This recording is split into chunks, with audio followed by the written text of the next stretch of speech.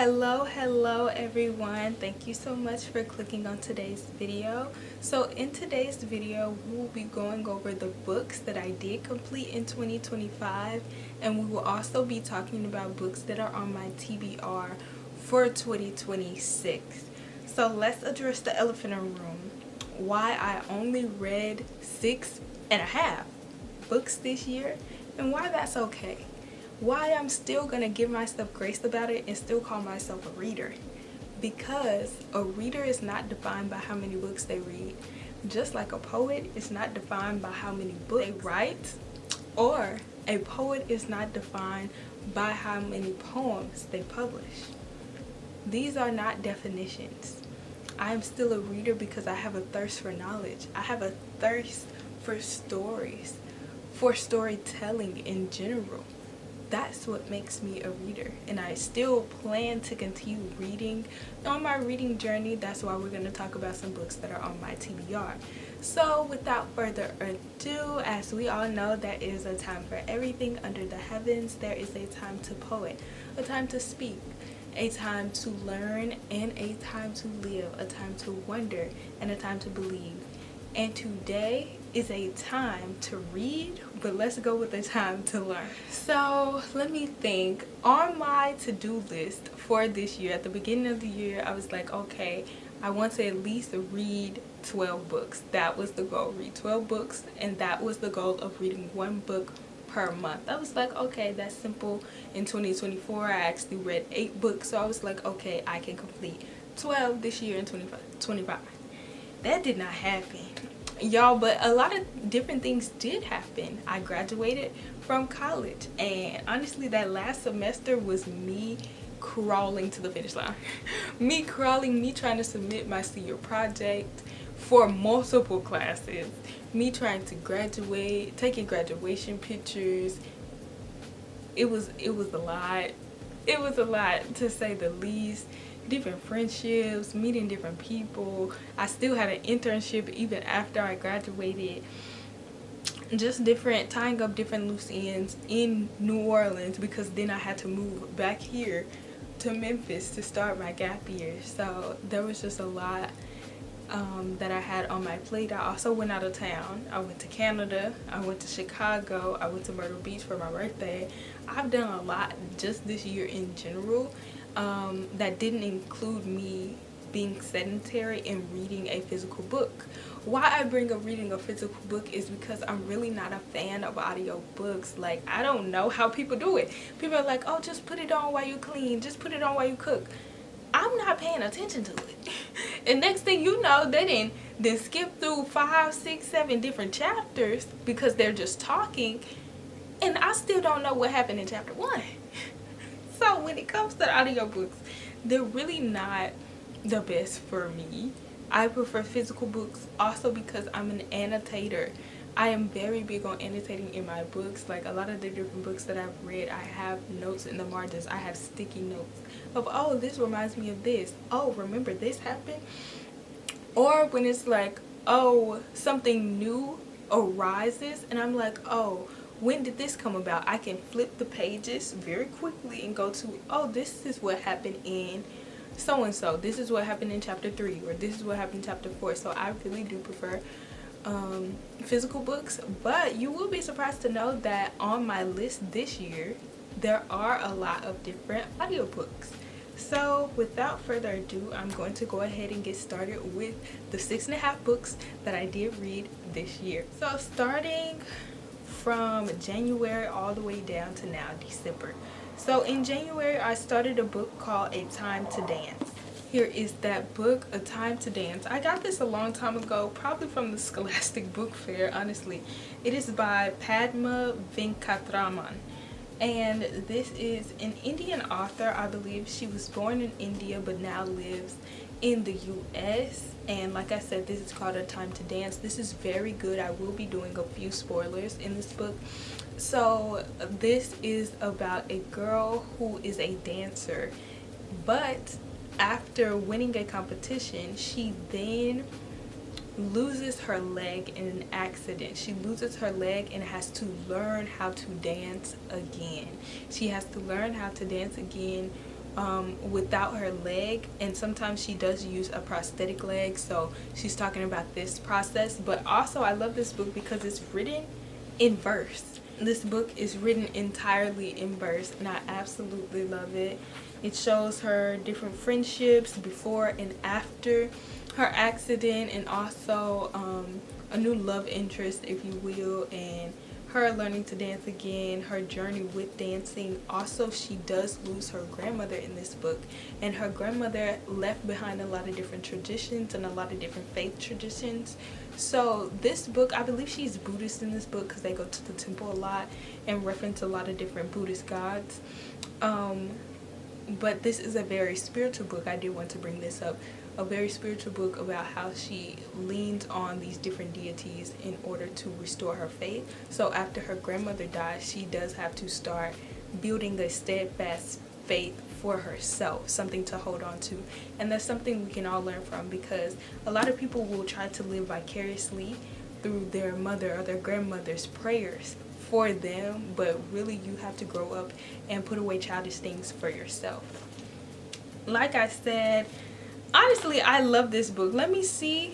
Oh, I got notes all up and through the margins. Let me see how I rated it. So I gave this a 4.25, and I wrote a whole review on Storygraph if you guys want to follow me. Okay, there was a word in this book that I love, and it's called namaskaram. I hope I'm pronouncing that correctly, but namaskaram is like acknowledging God in somebody, like looking at somebody and seeing God within them.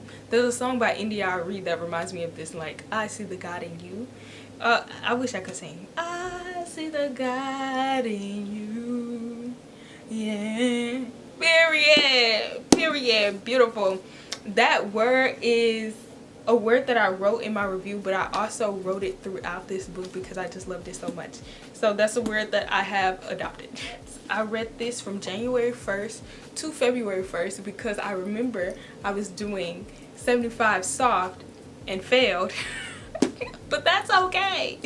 But that's okay too. Life go on. After that, we have A Light on Halsey Street. Now, I didn't finish this one. I started in February. I didn't finish this one until April 10th. I remember I finished it on the plane going to, where was I going to? North Carolina, Greensboro, North Carolina, because I had an internship to go to.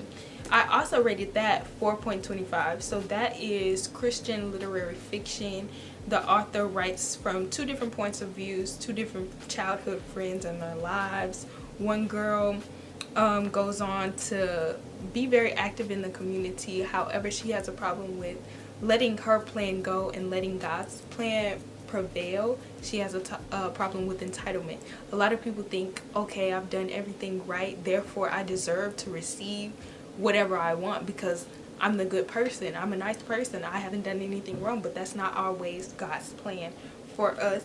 The other lady, she unfortunately has a mother who is on drugs, and then we see how her getting involved with the wrong people at a young age have an impact on her until the end of her days, honestly.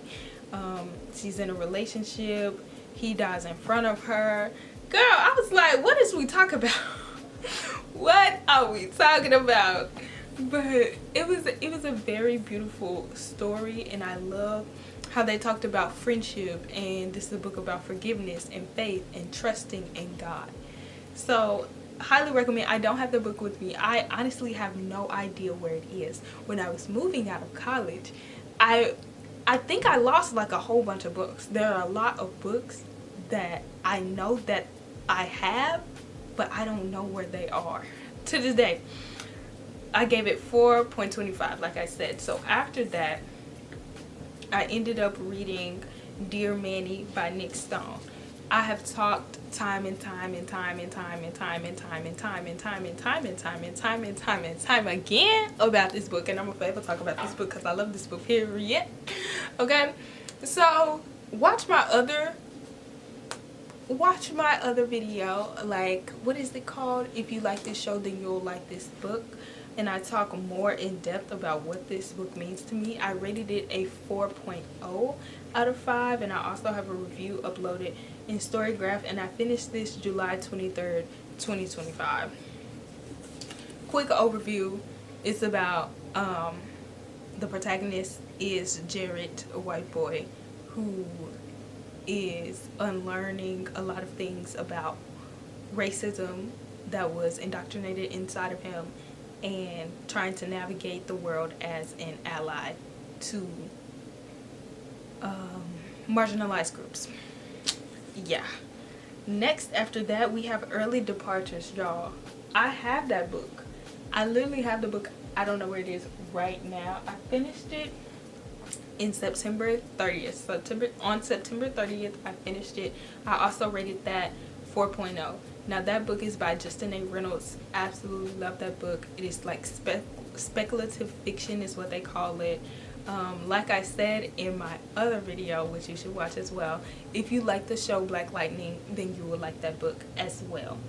Next, December 8th, I finally finished The Adventures of Huckleberry Finn. Now, I have the book James by Percival Everett. I met him and everything. He signed the book. He's wonderful. But before I wanted to read that book, I needed to know the story of Huckleberry Finn. It wasn't on our reading list in school, so I never read it in school. I also never read Tom Sawyer, even though I have the physical Tom Sawyer book. I did try to read it. It is incredibly boring. It did not keep my attention at all. I was just confused, and I honestly can't relate to this white boy's imagination and why he's doing all this stuff for no reason. It didn't appeal to me. And so, but Huckleberry Finn, I listened to it on audio on Libby, 3.75. Now, this is what I was talking about with the audiobook. Some parts about the Duke and the King, when they came in, I was very confused because I was driving at that time, and like a couple chapters has passed before I realized that I was listening to a book. So I'm still confused about that part, but I read this honestly just to read James. So I plan to read James in 2026. I gave that a 3.75. Now let's go into This Is Not a Personal Statement by Tracy Badua. Absolutely love her. I ended up I won't say stalking her, but I looked for her elsewhere, and I found that she did a podcast, like this writer's podcast on Spotify that I listened to. I listened to that episode and I was like, oh my god, I'm really here for her, making more representation in spaces where she didn't see anything growing up, specifically for Filipino Americans. So she said that in all of her novels and like middle grade books that she's writing, she tries to have a Filipino protagonist, and I absolutely adore that. So this book followed a girl named Perla, if you will, who doesn't get into her dream school, and she basically lies to go there anyway because she doesn't want to disgrace the family. She doesn't want to bring shame, and she's basically unlearning a lot about collectivism. In collectivism cultures, like, they try to put their beliefs on their children of what they believe the child should do. Oh, you should become a doctor because you need to have money. Oh, you should become a lawyer because you need to have money. But they do all of these things for money, for recognition, for power, for status, not because there is a love for these things or because they love their children. Hello, editing Breyunha here. So I just wanted to pop in and say that yes, I do agree that there are advantages as well as disadvantages to both sides, the collectivism cultures as well as individualistic cultures. One thing I do appreciate when it comes to collectivist cultures is their high emphasis on community and intergenerational living and just interactions with people. I think that is really cool. One thing I do want to correct myself on is not that they don't love their children because of their high expectations or wanting them to be well off financially or have these high paying jobs or anything that I mentioned, but I do want to note that they place a higher emphasis on showing of their love for their children, maybe by doing something something for them, like buying them something, or maybe even cooking for them, because meals are very important, rather than just telling their children that they love them, rather than telling their children that they're proud of them. I feel like that's really difficult for parents and just elders of collectivist cultures. However, in individualistic cultures, I feel like there is a high emphasis on telling your children the things that you think about them and that you admire about them, while in collectivist cultures, I feel like there's a high emphasis on ridiculing your children and humiliating them, making them feel shame for what they have done. And I believe that that can lead to a lot of issues mentally and internally that the child will have to digest eventually. And I think this can be dangerous, especially when this is the first contact of love that children experience is from their parents first. They can grow up thinking that all love, whether it be romantic or platonic or familial, what have you, has to be conditional, because they learned that from their parents firsthand at home. Like I said in the beginning, there are advantages and disadvantages from both, so we all can just simply learn from each other. Yeah, but this topic is super interesting to me, so I might just make a whole separate video about it, dissecting it. And please let me know what you guys think in the comments. I was just going to include this section about collectivist cultures and the disgrace and the shame of it all in my video dissecting K-dramas, but I don't know if I'll make that video. Hopefully I do. So yeah, she is doing a lot, y'all. She is doing a lot, and I honestly was done with it after the first 2 chapters, because I was like, this is absolutely insane. This is absolutely insane. But it reminded me of a lot of different things. But number one, it reminded me of my favorite documentary, which is Varsity Blues, of basically exposing all the different college scandals of how rich people lie, cheat, scam their way for their children to get into these prestigious schools, for power and for money and for status. Absolutely ridiculous. That's what it reminded me of. So I gave it another chance. I ended up finishing it, and I finished reviewing it with a 4.0 out of 5. So I finished that December 13th. Another book, while I said a half, another book that I finished this year was Helium. So Helium is by Rudy Francisco. I don't remember when I started this. I want to say I started years ago in 2022 when I bought the book, but I never finished it. But I finished it this year finally, and it's absolutely amazing. I have already talked about this in my poetry book video, so please go watch that. Also, I rated this book 4.75. Alright, so that is a rundown of all the books that I finished this year.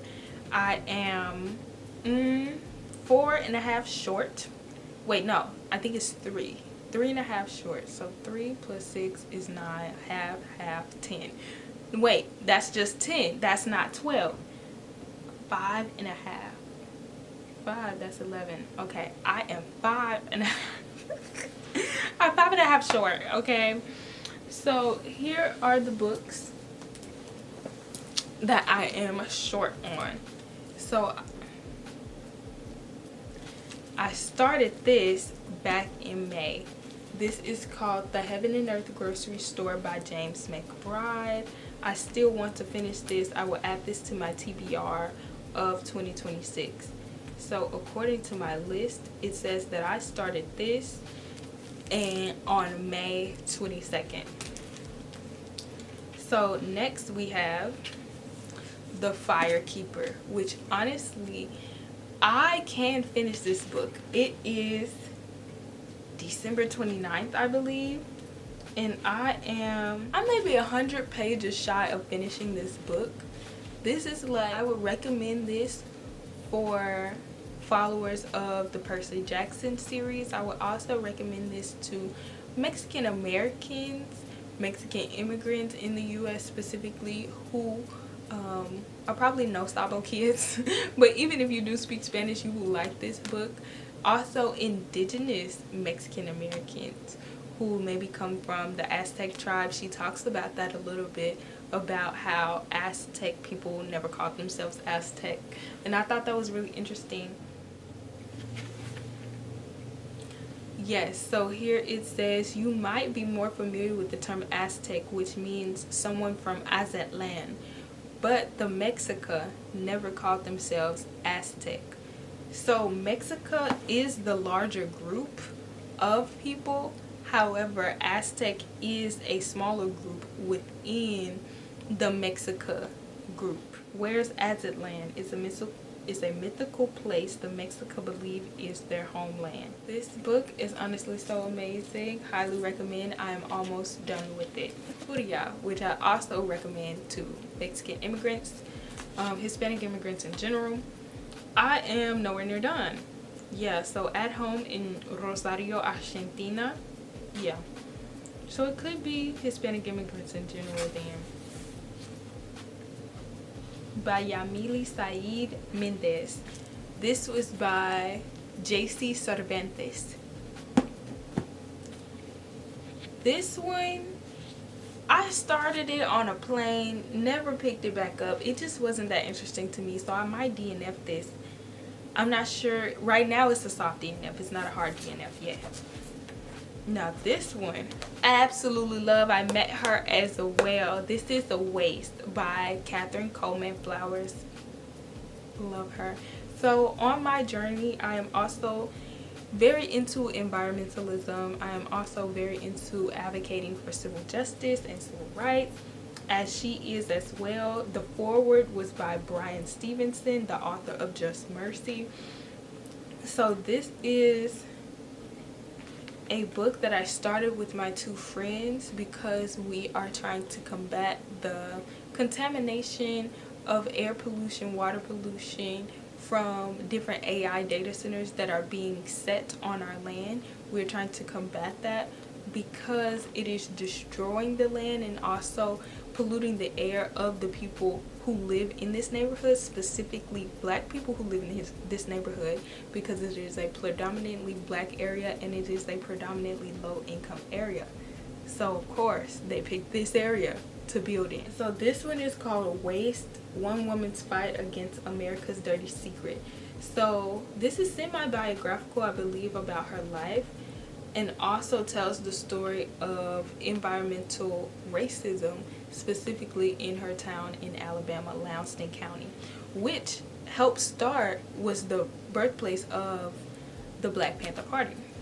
And she also was a history teacher, so there's so many historical facts in this. I literally have a notebook that I sit down with while I read this book because she drops so many gems. So I do plan to continue reading. La última vez que te vi. So I bought this a long time ago. This book is by Liz Constantine. Si piensas que ahora estás triste, espera. Oh, okay.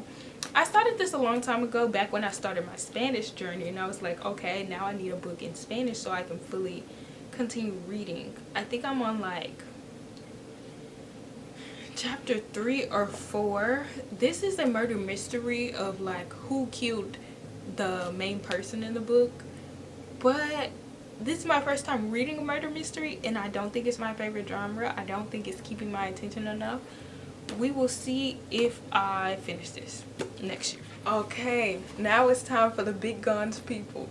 These are the books on my TBR for 2026. Okay, we're starting with none other than Jasmine Guillory, The Wedding Date. So like I said, I read her other book, By the Book, absolutely loved it. So if I read this and love it too, then she will become one of my auto-buy authors when it comes to the romance department. So I believe this is a fake date situation. They fake like they're together and then eventually they end up together. I'm hoping. We will see.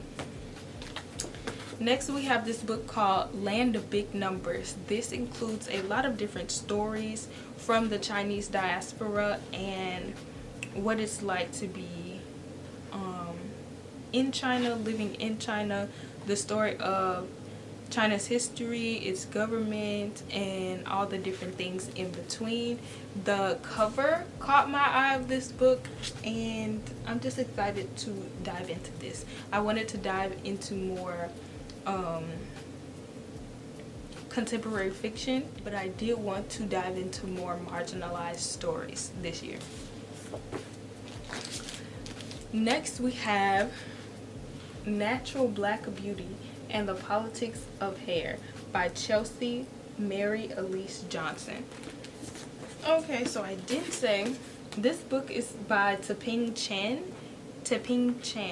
Please, guys, simply correct me in the comments if I pronounce something wrong. I'm willing to learn.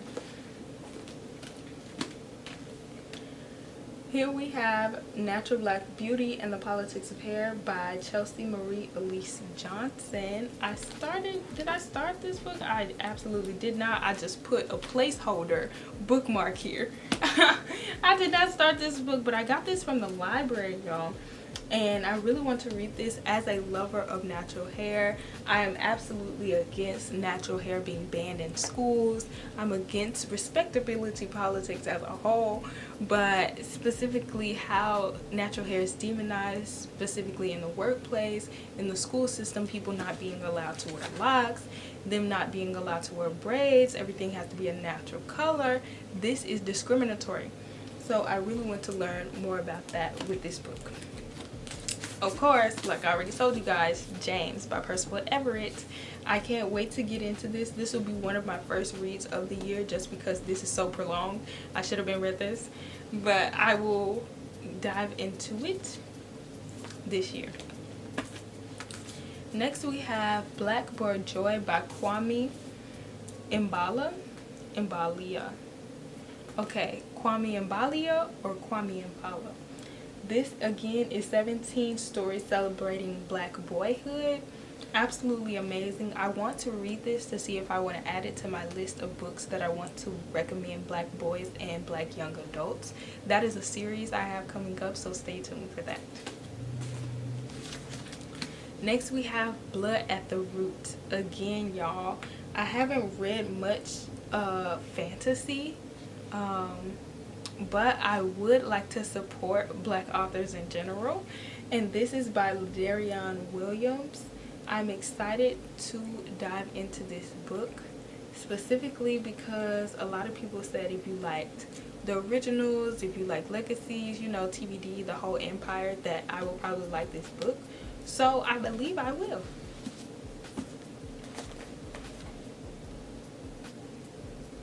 Now, y'all probably thinking, ain't you too old for this book? You never too old for middle grade. Never. So here it says One Crazy Summer by Rita Williams Garcia. I believe my mama gave me this book years ago and told me to read it in like 6th grade, and I never did. So that's what I want to do. I really want to go back and read this book because I just really want to read more Black literature and just understand different time periods. So I believe this is historical fiction about the 1960s, specifically with the breakout of the Black Panther Party and how this person gets involved somehow. Next we have Black Girl Dreaming by Jacqueline Woodson. I want to finish this because it is written in verse, and I'm just super excited to read more books in verse this year, specifically about Black women. Now this book here, I don't know if I'm gonna ever finish this. We started this so long ago. What was it, 2023? Started this in 2023, y'all. I had a class in college called American Ethnic Literature, and that class almost wore me out. This book here is very hard to digest. Very hard to digest. Very hard to digest. Trigger warning after trigger warning after trigger warning in the book. Every single one in the book. But I still believe this is a necessary book. Eldridge Cleaver, Soul on Ice, y'all. I honestly don't even want to get into what it's about. But I've read like the first 3 parts, I believe. I don't think I've read part 4. Now this one I started a while ago in 2024 but didn't pick back up. This is Killing Comparison by Nona Jones. I did her Bible plan and I absolutely loved it, so me and my friend got the book so that we could read it together, and this is something that I want to finish. It says, reject the lie you aren't good enough and live confident in who God made you to be. Amen, girl. Yes, ma'am. So those are all the books I have for you guys today. Leave a comment down below and let me know what books are on your list. What books did you recognize from this list here? What tips would you give for a physical book reader who wants to read more books? Yeah, just let me know down below. Yeah, y'all, camera stopped. But yeah, so I want to encourage anyone who feels like they're not doing enough as a reader. You are doing enough. You are doing enough. I promise you. There are so many things that I stopped and started and didn't finish this year. I know Tara Lee Cobb will hate to see me coming year after year. I tell her, you know what, girl, I'm gonna do that Bible in the year plan. Don't do it. Get to March and I'm like, huh? What did I say? What did I sign up for? And then I said I was gonna do that 6-month Bible plan. Yeah, didn't do that one. Didn't do that one. But I praise God for another year. I praise him for life right now, and I do plan to get back into my word and get back into these books. So without further ado, grace and peace and mercy and truth to each and every one of you. And I just hope that you guys remain open-hearted, open-minded, open-handed to both God and others. Have a great day.